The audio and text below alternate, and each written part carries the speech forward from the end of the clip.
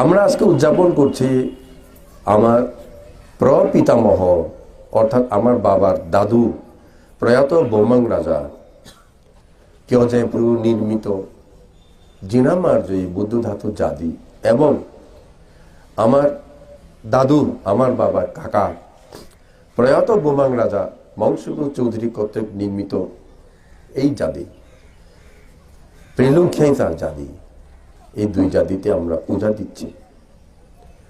আপনারা পূজা দিচ্ছেন ত্রিচেতনা সহকারী। আপনারা অনেক দূর থেকে আসছেন, সবাই মিলে এই যে একটা পুণ্য আপনারা করছেন, এটা দেখে আমি অত্যন্ত প্রীতি লাভ করি, আনন্দিত হই, পুলকিত হই। কেন? কারণ হচ্ছে আমি যদি এই জাতি পুনর্নির্মাণ না করতাম, 2000 সালে নির্মাণ করেছি, এটা সংস্কার করেছি। তার আগে এই জাতিটা ছিল একটা ভগ্নাবশেষের মতো, ভেঙে গিয়েছিল সে অর্ধেক থেকে। তখন এখানে কোনো একটা লোক একটা মোমবাতি জ্বালায় না, একটা ফুল তুলে না, একটা পূজা তুলে না। শুধু দুষ্ট লোকের আখড়া ছিল, এখানে আড্ডাখানা ছিল। খারাপ লোকেরা এখানে এসে জুয়া খেলতো, মদ খেত, অনেক কিছু করত। আমি এটা সংস্কার করেছি 2000 সালে। তারপর থেকে বান্দরবানের শ্রী বৃদ্ধির জন্য, এখানকার লোকদের সুখ শান্তি বৃদ্ধির জন্য আমি পূজা দিতে শুরু করেছি। তখন মাসে একবার করে পূজা দিয়েছি।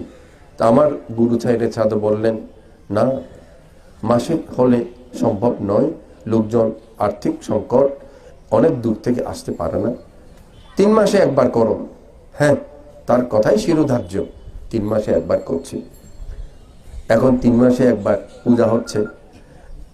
আপনারা এসে এখানে পূজা দিচ্ছেন। আপনাদের এই পূজা দেওয়া দেখে আমি ভাবি, যারা শ্রদ্ধা সহকারে পূজা দিচ্ছে তারা জন্ম জন্মান্তরের সংস্কার পাছিয়ে সঞ্চয় করছে, নির্বাণের বীজ বপন করছে। এই পুণ্যের ফলে এরা